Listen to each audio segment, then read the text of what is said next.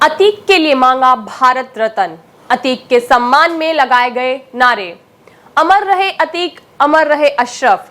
अतीक की शहादत पर खूब रोया रज्जू भैया, हलक में आ गई जान। नमस्कार, खबर इंडिया में आप सभी का स्वागत है और मैं आपके साथ दिदिति शर्मा। आप सोच सकते हैं कि भारत जैसे देश में कोई अपराधी माफियाओं के लिए भी भारत रत्न की मांग कर सकता है, लेकिन ऐसा हुआ है और भारत देश में ही हुआ है। हद तो तब हो गई जब कांग्रेस नेता राजकुमार उर्फ रज्जू भैया ने अतीक की कब्र पर तिरंगा रखा और अतीक भैया अमर रहे के नारे लगाकर सबको चौंका दिया। एक तरफ तो ऐसे लोग हैं जहां माफिया ब्रदर्स के अंत की खबर से सभी खुश हैं, वहीं दूसरी तरफ कुछ नेता और लोग इस बात से आक्रोश में हैं। और कमाल की बात तो ये है कि कांग्रेस प्रत्याशी रज्जू भैया अतीक को भारत रत्न से सम्मानित करवाना चाहते हैं। अब इस बयान से कांग्रेस अपना पल्ला झाड़ रही है। कांग्रेस नेता रज्जू भैया अतीक की कब्र पर छाती पीट पीट कर रो रहा है और ऐसा लग रहा है कि जैसे उसकी हलक में ही जान सूख जाएगी। वो जैसे जैसे अपनी शक्ति को संजोते हुए नारे लगा रहा है, भाई अतीक अहमद अमर रहे, अशरफ अहमद अमर रहे, असद अमर रहे। माफिया अतीक को शहीद तक बता दिया और भारत रत्न की मांग कर दी। जब इसका वीडियो पब्लिक डोमेन से आया तो कांग्रेस में हड़कंप मच गया। तब जाकर कांग्रेस ने उसको 6 साल के लिए निलंबित कर दिया, उसका पार्षदी का टिकट भी रद्द कर दिया। सपा की सरकार में अतीक का माफिया राज ज्यादा फला फूला। माफिया अतीक की हनक ऐसी की पुलिस के कप्तान से लेकर सीईओ और थानेदारों की पोस्टिंग माफिया अतीक ही कराता था। किसी भी पकड़े गए शख्स को थाने से छुड़ा लाते और अपने विरोधी या दुश्मन को थाने से ले जाकर पीटते और धमकाते थे।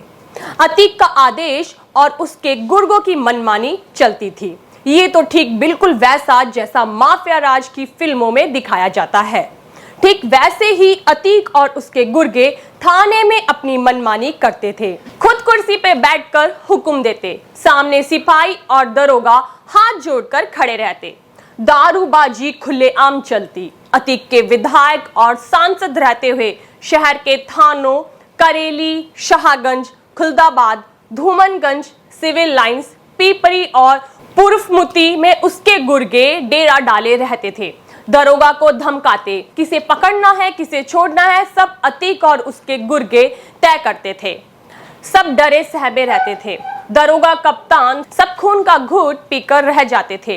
किसी की हिम्मत नहीं थी कि आवाज उठाए। आवाज उठाने का मतलब बोरिया बिस्तर बंधना। बीते कुछ वर्षों से अतीक और अशरफ इतने लोगों की हत्या कर रहे थे कि कई लोगों के घर को बर्बाद कर दिया। अतीक की हनक के पीछे था उसका क्रूर व्यवहार। लोग सिर्फ अतीक के खौफ से उसके सामने झुकते थे। अगर उसके सामने जी हजूरी नहीं करते तो उसके कहर का सामना करना पड़ता था। प्रयागराज के चकिया कस्बे में अतीक का आलीशान बंगला हुआ करता था। कभी ये आलम था कि वहां सड़क से गुजरने वाले लोग सर नीचे करके निकलते थे। माफिया को अपने सामने किसी का सर ऊंचा गवारा नहीं था। अतीक का बंगला लोगों के लिए कौतूहल का केंद्र था, लेकिन किसी की मजाल नहीं थी कि रुककर 1 सेकंड को उसके आलीशान बंगले को निहार सके। गाड़ी का हॉर्न बजने का मतलब था अपने लिए मुसीबत बुलाना। गलती से भी हॉर्न बज जाता तो माफिया के आदमी उसके पीछे जाते और पकड़कर अतीक के सामने पेश कर देते थे। अतीक बादशाह बना हुआ हुक्म चलाया करता था।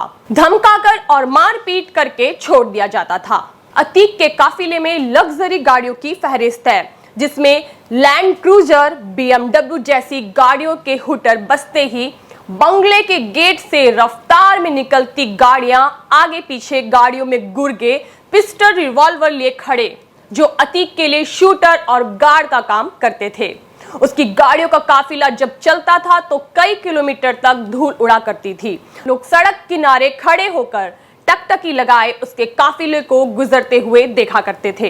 एक समय ऐसा था जब अतीक और उसके भाई की यूपी में तूती बोलती थी। उसकी गाड़ियों में आबिद, फरहान, जुल्फिकार उर्फ तोता, अंसार बाबा, गुड्डू मुस्लिम, असद और अली जैसे अपराधी होते थे। माफियागिरी में अपना जलवा बिखेरने वाले अतीक अहमद पर योगी सरकार का डंडा चला तो अवैध बंगले को ढा दिया गया। अतीक अशरफ तो पहले ही जेल में थे। कहा तो यह भी जाता है कि अतीक के कहने पर ही अमर और अली ने सरेंडर कर दिया था। माफिया के बेटे असद की गर्लफ्रेंड ने असद को बचाने के लिए तांत्रिक विद्या कर बकरे की बलि दी थी।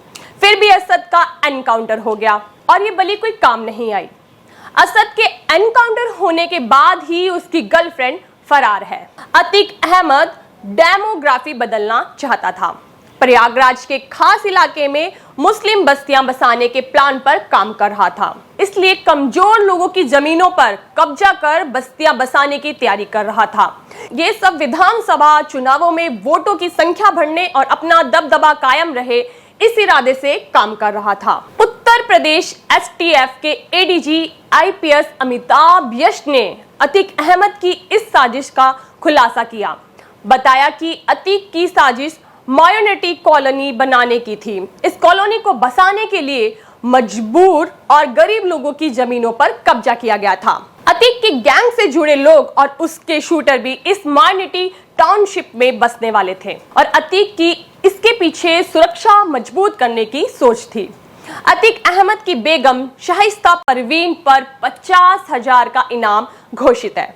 शाइस्ता पर 4 आपराधिक केस दर्ज हैं, जिसमें 1 हत्या और 3 धोखाधड़ी के हैं। शाइस्ता के नाम पर अतीक ने कई कंपनियां खोल पैसे लगा रखे थे। शाइस्ता के साथ उसने सालों के नाम पर भी गुरुग्राम में कई कंपनियों को खोलने की बात का भी खुलासा हुआ है। एसटीएफ से बचने के लिए शाइस्ता ने अंडरवर्ल्ड कनेक्शन का इस्तेमाल किया है। अतीक अहमद ने हत्या से पहले कबूल किया था कि मेरे पास हथियारों की कोई कमी नहीं है। उसके आईएसआई और आतंकी संगठन लश्कर-ए-तैयबा से सीधे संबंध हैं।